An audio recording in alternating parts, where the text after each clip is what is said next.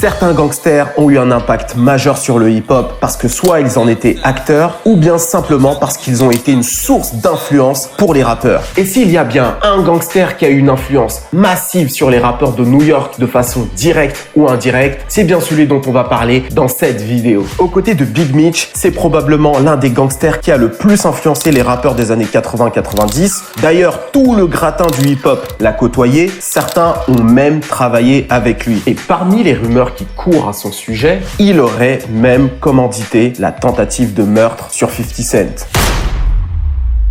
Yo tout le monde, ici c'est Chris d'Iconic et on se retrouve pour une nouvelle vidéo, deuxième épisode de Affiliated. Alors pour ceux qui ne se rappellent pas, Affiliated c'est mon concept où je reviens sur les rapports sinueux entre le monde de la rue et le hip-hop. Le but ici n'est pas de glorifier la rue, bien entendu, mais de mieux comprendre la culture hip-hop. Et puis il faut aussi dire que les gangsters fascinent énormément, c'est pour ça qu'ils ont des livres, des séries qui cartonnent. Et je me suis dit ici que ça pourrait être intéressant de comprendre un peu mieux l'histoire de 50 Cent et plus globalement l'histoire du Queens. Parce qu'à mon avis, tout ce qui s'est passé dans cette partie-là des États-Unis entre 1980 et 2005 à peu près, c'est digne d'un film. Donc si tu aimes ce concept, n'oublie pas de liker, ça m'aide énormément. D'ailleurs, merci pour ceux qui ont le réflexe de liker direct les vidéos. Et bien sûr, j'attends ton avis en commentaire. Et bien sûr, il faut partager pour que le mouvement se diffuse. Iconic Mafia oblige. Dernière chose avant de commencer, il y a quelqu'un qui doit te parler.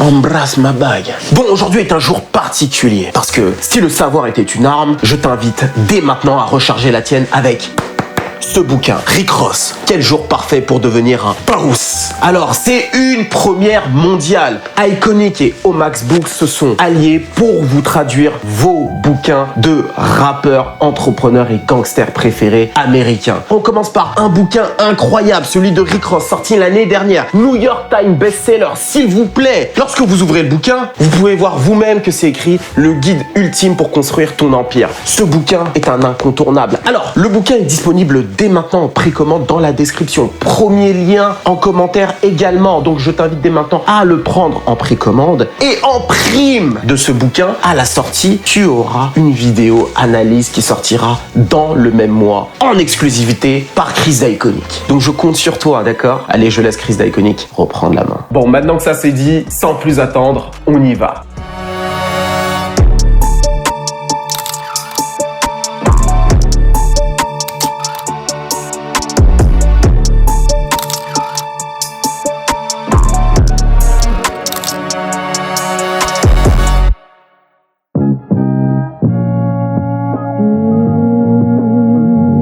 Au début des années 80, le destin de toute une communauté va être chamboulé à cause du contenant de ces petits sachets. Il s'agit bien sûr du crack. Arrivé aux États-Unis dans les années 70, cette drogue va se répandre massivement entre 1984 et 1990, période qu'on appellera l'épidémie de crack. Dans cette période-là, les caïds font fortune grâce à cette substance. On peut l'observer assez distinctement dans les grandes villes américaines d'ailleurs, avec notamment Big Meech à Détroit, Freeway Rick Ross à Los Angeles ou encore dans notre cas précis avec Supreme McGriff à New York. Supreme McGriff, tu en as peut-être entendu parler ici et là, mais qui est-ce exactement? Déjà, son nom est intriguant, Supreme. Qui aurait l'idée de se prénommer comme ça? D'ailleurs, pour ceux qui se posent la question, c'était bien avant la création de la marque de streetwear. D'ailleurs, au passage, le super lancement Streetwear vient d'être lancé. On lance une série de LSD sur le site Fear of God Supreme, études, des vidéos comment lancer sa marque de vêtements, une interview mortelle, on y revient mais le lien est dans la description. 2 formules pour l'abonnement, possibilité de communiquer avec moi et tu peux te désabonner n'importe quand. Le lien est dans la description. Reprenons. Alors ce blaze, plutôt intriguant. D'où ça vient? Pour cela, il faut s'intéresser aux 5%ers ou bien la nation des 5%. Alors c'est une religion et je dirais aussi une philosophie qui a encore une influence non négligeable dans la communauté afro-américaine. En quelques mots, la nation des 5% est créée par un ancien membre de la Nation of Islam qui décide de créer son propre mouvement dans lequel les membres du groupe s'appellent eux-mêmes les 5% d'Allah. Donc tout comme la Nation of Islam, ils se considèrent comme des musulmans. Et les membres eux-mêmes sont eux aussi des dieux. La secte des 5% se retrouve dans toutes les prisons, tous les ghettos. c'est l'aile jeune de Nation of Islam. Ils sont plus extrémistes. Les pro-righteous teachers en font partie. Globally, 85% of the population are savage. They have been enslaved for mental death and power by those who we consider the 10% of the population who desire to make themselves rich off the ignorance of the 85%. Then we come in, the 5% whose job and purpose and responsibility and sole obligation on the planet is to free the 85% from the lies that's being taught to them by the 10%. So that's where we come in. Contrairement à la Nation of Islam qui imposait une certaine rigueur, la nation des 5% est beaucoup plus souple en termes de règles. Par exemple, il n'y a aucun uniforme imposé et la consommation d'alcool et de drogue n'est pas strictement interdite. Ces souplesses en termes de règles va permettre au mouvement de se répandre massivement dans tout New York et surtout dans les prisons dans les années 80. Je suis tombé sur pas mal de vidéos de gens qui disaient que dans les années 80 et 90, les 5% contrôlaient les prisons américaines. Donc il y en avait vraiment partout. Et l'un des éléments distinctifs des 5%ers est d'adopter un nom grandiose. Par exemple, Lord Jamar, Charlemagne the God ou encore Supreme. Et donc qui est Supreme? Alors pour faire simple, en 1985, il devient l'un des dealers les plus riches et les plus puissants de tout South Jamaica Queens. Alors pour ceux qui ne savent pas, South Jamaica Queens se situe tout au sud du Queens. Donc c'est pas très loin de l'aéroport. Donc c'est l'un des endroits les plus reculés de Manhattan. Donc ça veut dire quelque chose au fond, c'est la pauvreté qu'on a mis le plus loin possible. Il faut savoir aussi autre chose, c'est que le Queens, dans cette période-là, je ne sais pas si c'est encore le cas aujourd'hui, c'est l'un des endroits aux États-Unis où la communauté noire prospérait le plus. C'était le seul endroit où les familles noires gagnaient plus que les blancs. Mais South Jamaica Queens en particulier, c'était un endroit extrêmement pauvre et dangereux. Surnommé Southside, car tout au sud du Queens, South Jamaica Queens est l'un des quartiers qui a été le plus touché par l'épidémie de crack et qui a abrité les dealers les plus blindés, donc Fat Cat, Papi Mason et Supreme en faisait donc partie. Et donc, Supreme parvient à cet exploit grâce à ces gars, des adolescents du quartier qui charbonnent pour lui sur le terrain. Leur nom, la Supreme Team. Alors, dans la Supreme Team, c'est tous des 5%ers, ils suivent les enseignements de Supreme, ils roulent avec lui et surtout, ils vendent pour lui. En parallèle de l'épidémie de crack, un autre mouvement est en train de prendre de l'ampleur dans les rues de New York. Je parle bien sûr du hip-hop. C'est à Hollis Queens, quartier se situant à 15 minutes de South Jamaica, que Run DMC, le groupe de rap mythique, voit le jour. Et c'est aussi là d'où vient Russell Simmons, le fondateur de Def Jam Records, qui est aussi le frère de Run et le manager du groupe.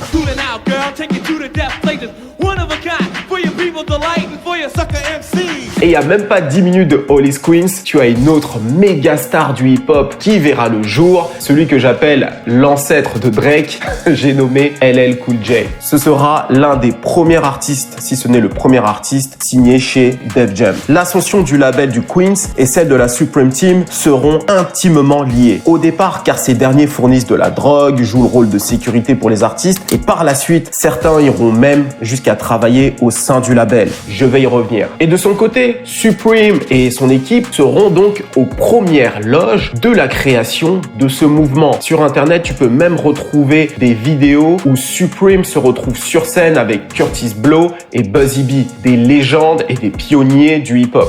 Ce qu'il faut savoir, c'est qu'au départ, les rappeurs imitent énormément les dealers de leur ville parce que dans leur environnement, les dealers sont les mecs les plus frais, sont les mecs les plus respectés et donc les rappeurs ont commencé à s'habiller comme les dealers de leur quartier et c'est d'ailleurs comme ça qu'ils ont pu réellement devenir populaires. Si tu prends l'exemple de Rakim, Run DMC, ce sont les premiers rappeurs à s'habiller réellement comme les mecs de leur quartier. Avant ça, tu avais des rappeurs comme Grandmaster Flash qui s'habillaient en costume, etc. Et justement, si le mouvement du hip-hop avait continué à s'habiller comme les artistes dans la funk, je ne pense pas que ça aurait fait long feu. C'est justement lorsqu'ils ont commencé à adapter un style beaucoup plus urbain et beaucoup plus commun, et surtout un style qui ressemble plus aux dealers, que ça a commencé à fonctionner. Mais bon, revenons au sujet. On avance un petit peu dans le temps. On arrive en 1987. La Supreme Team est à son apogée. À ce moment-là, le dealer de Southside générait près de $200,000 par jour avec son équipe. Et en plus, Supreme n'était pas le genre à se cacher. Alors, il n'était pas hyper flamboyant, mais il se baladait avec une Mercedes-Benz Bulletproof que tout le monde connaissait et dont tout le monde parle encore à ce jour. Mais cette année de 1987, ce sera à la fois l'apogée de la Supreme Team, mais aussi le début de la chute.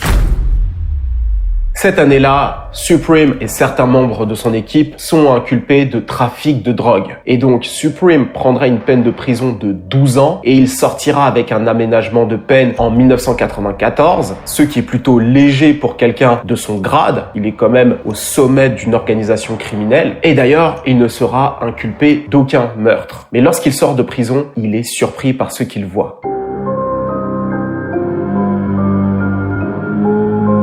Pendant l'absence de Supreme, ce sera son neveu, Gerald Miller Prince, qui reprendra les commandes de la Supreme Team. Il contrôlera le South Jamaica Queens. Contrairement à son oncle, qui était respecté par les gens du South Jamaica Queens, Prince, lui, sera craint avant tout. Ce sera quelqu'un qui se fera respecter par la peur. Si tu le regardes de travers, les choses peuvent tourner au vinaigre. Et donc, comme je te disais, lorsque Supreme sort de prison en 1994, tout a changé dans New York. L'ère du crack est terminée, les gros bonnets de l'époque sont pour la plupart incarcérés et un tout autre business rapporte énormément pour les jeunes du ghetto sans pour autant qu'ils risquent de se faire incarcérer ou tuer. Je parle encore une fois du hip-hop. Contre toute attente, cette culture qui ne devait être qu'éphémère est finalement devenue l'un des mouvements majeurs des années 90, rapportant ainsi des millions et des millions aux entrepreneurs de cette industrie. Et dans son quartier, il y en a qui ont décroché le jackpot, notamment Russell Simmons, qui a bâti le label Def Jam et la marque de vêtements Phat Farm, qui valait déjà plus de 100 millions de dollars. Et parmi les employés de Def Jam, tu as des membres de la Supreme Team. Et oui, ils se sont reconvertis dans la musique avec les années. Et l'un des membres de la Supreme Team qui a le mieux réussi dans l'industrie de la musique, tu as Bimi. Bimi est l'un des lieutenants de Supreme. Il roule avec lui depuis les débuts du gang et il a été l'un des premiers à voir les opportunités avec le hip-hop. Il fait d'abord connaissance avec Run DMC et Jam Master Jay, puis il connecte avec Russell Simmons et de fil en aiguille, il finit par bosser avec Def Jam et notamment avec LL Cool J. Il a même été producteur exécutif de LL Cool J.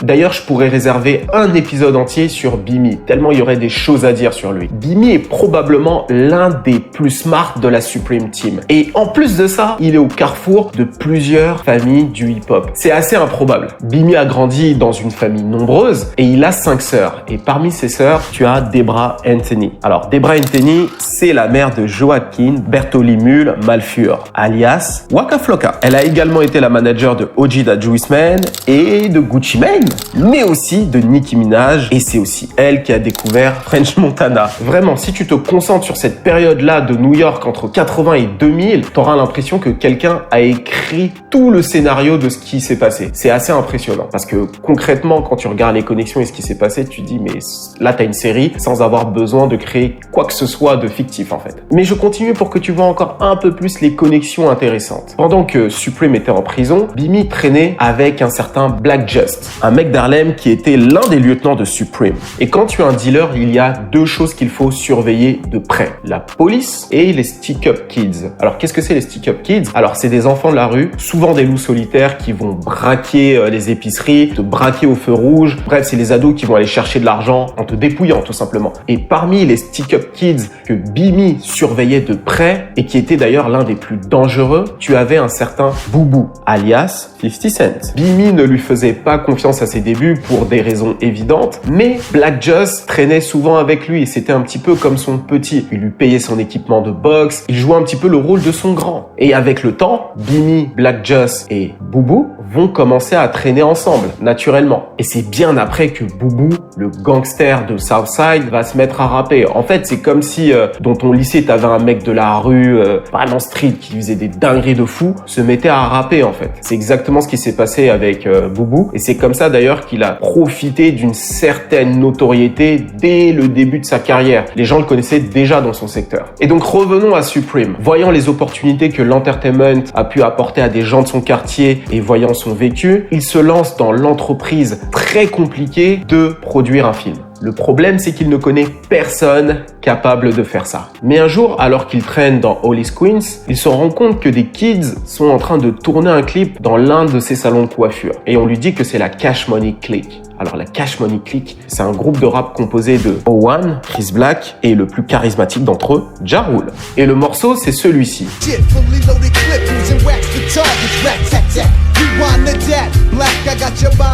Alors personnellement, je suis un vieux, c'est un morceau que j'écoute encore aujourd'hui, je le trouve mortel. Ja Rule est incroyable. D'ailleurs, c'est l'un des rappeurs des années 2000 les plus sous-cotés à cause de cette guerre avec 50 Cent. Mais bon, c'est un autre sujet. Et le réalisateur du clip n'est d'autre que Irv Lorenzo, alias Irv Gotti. Ce dernier était beatmaker et il était sur le point de devenir producteur avec son label en cours de création du nom de Murder Inc. Et donc Supreme, voyant ça, il se dit tiens, j'ai une opportunité d'aller voir un réalisateur et lui demander ses services. Et donc il va à la rencontre de Irv. Irv avait déjà écho que Supreme allait venir le voir car le tournage avait pris un petit moment, tout ça. Connaissant la réputation de Supreme, Irv a appelé tous ses gars à la rescousse juste au cas où ça tourne mal. Rumors was Supreme's gonna be on that set. When he called me to tell me Supreme's coming, we don't know if it's good or bad. Mind you, we had someone that says, oh, he's a friend and he wants to meet you.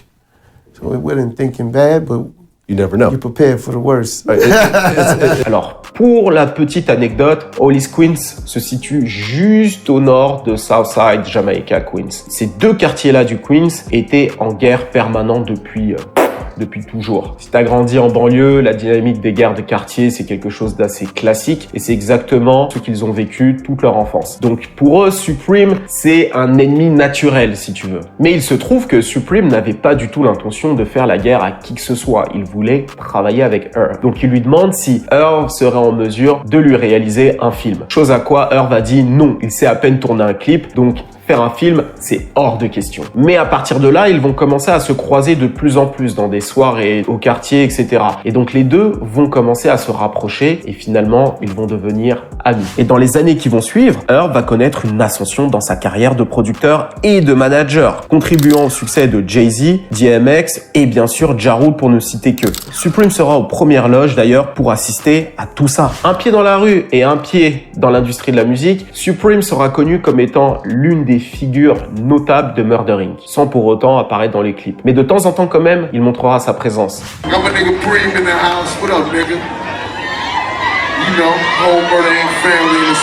Et comme tu peux le voir, la Supreme Team a réussi à se faufiler de manière assez habile dans l'industrie de la musique. Bini chez Def Jam, Supreme chez Murder Inc. Donc tu te dis, avec le temps, naturellement, il va y avoir une reconversion qui va venir. Et malheureusement, quelques années plus tard, comme tu le sais, une guerre éclate entre Murder Inc. et 50 Cent. Alors je vais pas revenir sur tout dans cette vidéo car j'ai réservé un son, une histoire sur Many Men où je reviens sur à peu près tout. Donc je te laisse aller voir cette vidéo, mais à partir de là, les choses vont dégénérer.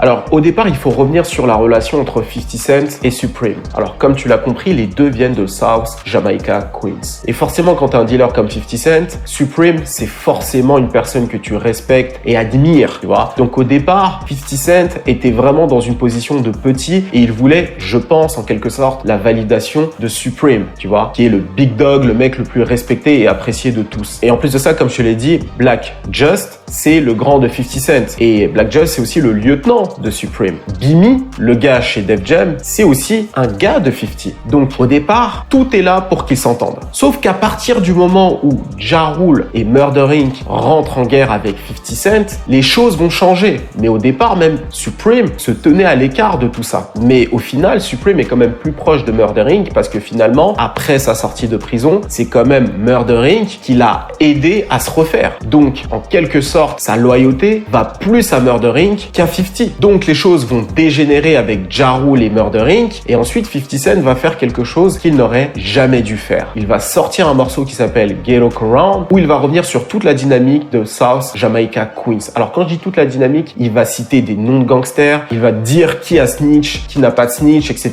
Et il faut savoir qu'à cette époque-là, c'était pas quelque chose de courant. Les gens ne parlaient pas de gang de manière précise dans la musique. Si tu écoutes le premier album de NWA, t'entendras pas Crips, Blood, etc.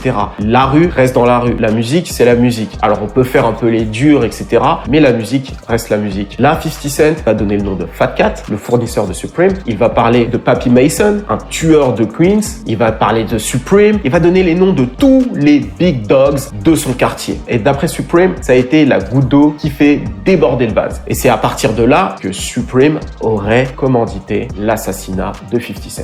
Et d'ailleurs, ce qui est intéressant avec le morceau Get Look Around, si tu comprends pas l'anglais, t'as l'impression que c'est l'un de ces morceaux good vibe de 50 Cent, un morceau que tu peux écouter dans ta voiture en plein été, ça passe bien, en plus les refrains chantés de 50 Cent sont très agréables, et à aucun moment tu vas dire qu'il parle de gangster, tu vois ce que je veux dire? Mais lorsque tu prêtes l'oreille et lorsque tu t'intéresses aux lyrics, tu te rends compte qu'en fait, c'est la rue à l'état pur. Yo, when you hear talk of the south side, you hear talk of the team. You niggas fear Prince and respected Prince. For you slow motherfuckers, I'ma break it down iller. Supreme was the businessman and Prince was the killer. Remember? He used to push the bulletproof BM, huh? Et donc, peu de temps après ça, 50 Cent se fait tirer dessus.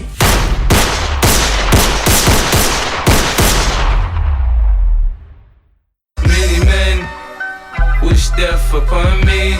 Blood in my dog and I can't see. D'après les dires des uns et des autres, Supreme aurait envoyé un tueur du nom de Daryl Baum, plus connu sous le nom de Homicide ou Homo, pour faire le sale boulot. Alors ok, pause. Si tu t'appelles Homicide, je traite pas avec toi, on se connaît pas, frère. Avec un nom comme ça, t'es sûr que tu vas me foutre dans la merde. Quelle idée d'ailleurs de aller s'appeler Homicide? Mais ça, c'est déjà vouloir le mal pour soi-même. Tu peux pas t'appeler Homicide. Tu vas aller où avec ça? Tu peux pas faire une longue carrière, même avoir une longue vie. Homicide. Donne-toi un nom bien. Je sais pas moi, Big quelque chose ou je sais pas. Homicide, putain.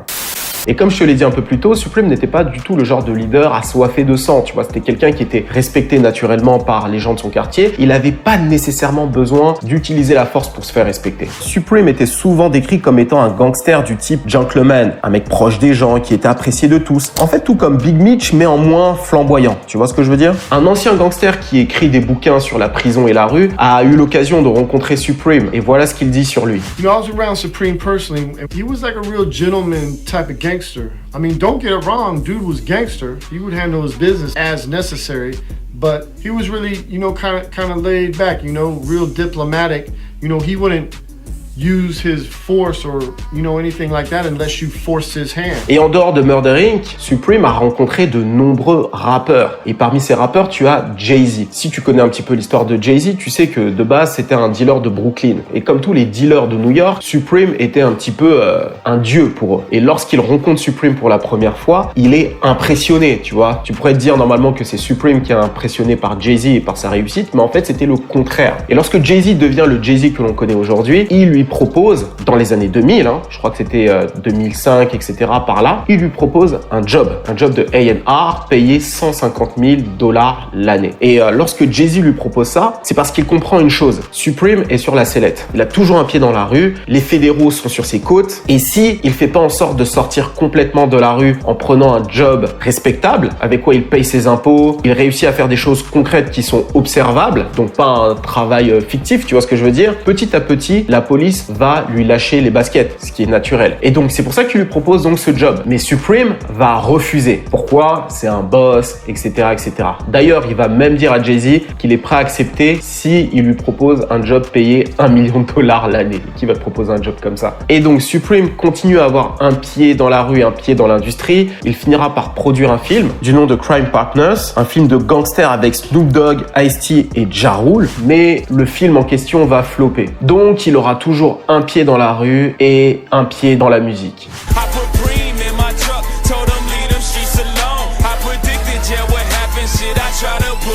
Et c'est exactement ce qui va se passer pour Supreme. Jay-Z aura essayé de le sortir de la rue en lui proposant quelque chose. Pareil, je suppose pour Herb, mais malheureusement, il restera dans la rue et le pire va arriver pour lui. D'après la brigade des stupéfiants américaine, la DEA, Supreme serait retourné dans le trafic de drogue et apparemment son trafic s'étend sur Baltimore et Maryland. Ils auraient aussi retrouvé la vidéo de l'assassinat d'un certain E-Money Bags, un rappeur qui est devenu l'ennemi de Supreme car il a tenté de l'assassiner assassiné. Ça, c'était quelques années avant. Et lors de cette tentative d'assassinat, ce E-Money Bags a tué le fameux Black Just, le grand de 50 Cent et le lieutenant de Supreme. Et cette vidéo est la preuve qu'il a été assassiné par Supreme. Et en parallèle de ça, Murder Inc., Irv Gotti et Chris Gotti ont été accusés de blanchiment d'argent pour Supreme. Et c'est dans cette période-là que Murder Inc., en particulier Irv Gotti et Chris Gotti, risquaient 20 ans de prison parce que les fédéraux étaient sur leur dos. Et dans l'une de mes vidéos de 6ix9ine, je suis revenu sur l'affaire car c'est à peu près ce qui est arrivé à 6ix9ine, RICO charge, etc.,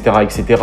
Mais contrairement à 6ix9ine, ils n'ont pas balancé, ils sont allés jusqu'au procès et ils ont gagné parce qu'ils étaient innocents. Et justement, ce que les gens ne savent pas, c'est que ce procès-là a lourdement affecté Murder Inc. et a beaucoup aidé 50 Cent dans leur clash parce que finalement, Murder Inc. a été privé financièrement de tout revenu de la part d'Universal et de tout autre client. Donc, on leur avait vraiment coupé les vivres. Donc, comment faire vivre un label pendant un procès aussi grave? En plus de ça, avec un gars qui t'en veut et qui fait en sorte de te faire couler un maximum. D'ailleurs, alors moi, je n'affirme rien, je répète juste ce qui a été dit et vous me direz en commentaire ce que vous en pensez, mais 50 Cent aurait collaboré avec les fédéraux pour faire tomber Murder Inc. Alors, on ne sait pas si c'est vrai, mais dans tous les cas, c'est sûr que ce procès en particulier les a bien affaiblis. Donc, lorsqu'on dit sur Internet 50 Cent a écrasé Ja Rule et le Murder Inc., c'est pas totalement vrai. Les fédéraux ont beaucoup aidé. Et donc, comme je l'ai expliqué, Murder Inc. a été acquitté de toute accusation. Ils sont sortis de cette histoire blanchie, mais malheureusement, je peux pas en dire autant pour Supreme, qui lui a été condamné en 2007 pour assassinat avec préméditation, trafic de drogue et blanchiment d'argent. Je crois qu'il y a plusieurs autres charges, mais je les ai plus tout en tête. Et donc Supreme et son neveu Prince ont été condamnés à la prison à vie sans libération conditionnelle. Une fin assez classique pour le gangster qui ne verra plus jamais le jour, mais dont l'histoire continuera à être contée. J'ai d'ailleurs vu que récemment, Irv Gotti a annoncé qu'un film sur l'histoire de Supreme McGriff était en cours de production et dans les acteurs principaux, tu aurais Jamie Foxx dans le rôle de Supreme McGriff et Michael B. Jordan dans le rôle de Prince. Alors c'est un casting de dingue, c'est très très lourd, mais si on va sur un film, je pense que ce sera pas assez pour expliquer vraiment tout ce qui s'est passé et je pense que le format de série sera beaucoup plus adapté. Alors forcément, si on part sur une série, ça va être très compliqué d'avoir un Jamie Foxx ou un Michael B. Jordan, ok.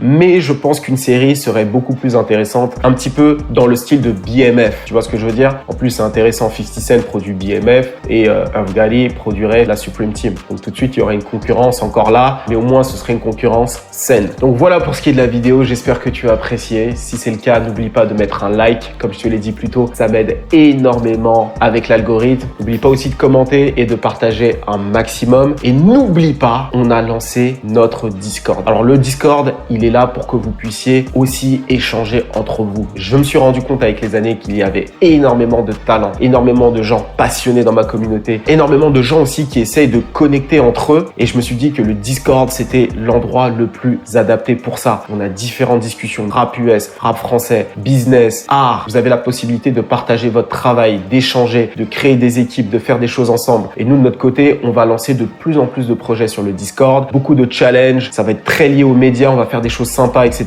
Donc, n'hésitez surtout pas à y aller. Le lien est dans la description et posez des questions dans le Discord, etc. Moi, j'essaierai aussi d'être actif de temps en temps, discuter avec vous, lancer des choses là-bas. En tout cas, allez-y dès maintenant parce que dans quelques temps, ça va devenir crucial, le Discord, pour gagner des cadeaux, pour des events, etc., etc. Et pour rappel, le lien du livre de Rick Ross est disponible en description et sur le premier commentaire. Et moi, je te dis à la semaine prochaine, c'était Chris d'Iconic pour te servir. Cheers!